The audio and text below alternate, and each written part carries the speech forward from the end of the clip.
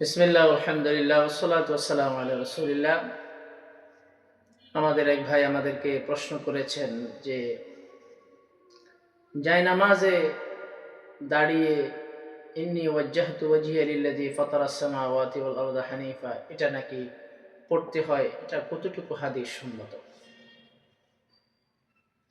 সম্মানিত ভাই, আপনি যেটা শুনেছেন এটার দোয়া পড়ার বিষয়টা আছে, তবে সেটার ক্ষেত্রটা একটু এদিক সেদিক হয়ে গেছে। মূলত জায়নামাজে দাঁড়িয়ে তাকবীরে তাহরিমা বলার আগ পর্যন্ত কোনো দোয়া নেই,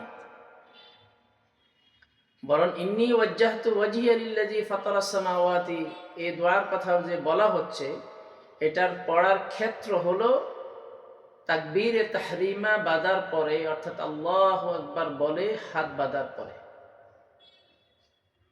এটার ক্ষেত্র হচ্ছে সেখানে। তাকবীরে তাহরিমা বলার আগে সেটা পড়ার ক্ষেত্র নয়। সুতরাং জায়নামাজে দাঁড়িয়ে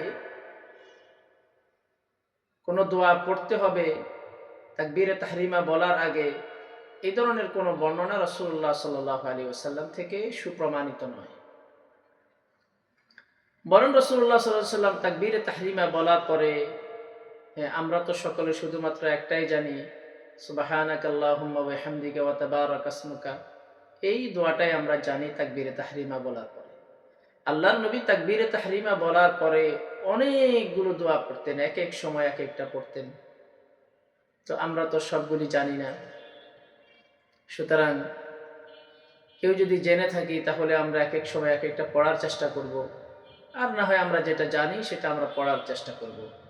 তো ইন্নী ওয়াজ্জাহতু ওয়াজহিয়া লিল্লাযী ফাতারাস সামাওয়াত, এই দোয়াটা আপনি তাকবীরে তাহরিমা বলার পরে আপনি পড়বেন, তাকবীরে তাহরিমা বলার আগে না। আল্লাহ পাক রব্বুল আলামিন আমাদের সকলকে সহিহ আমলটা করার জন্য তৌফিক দান করেন।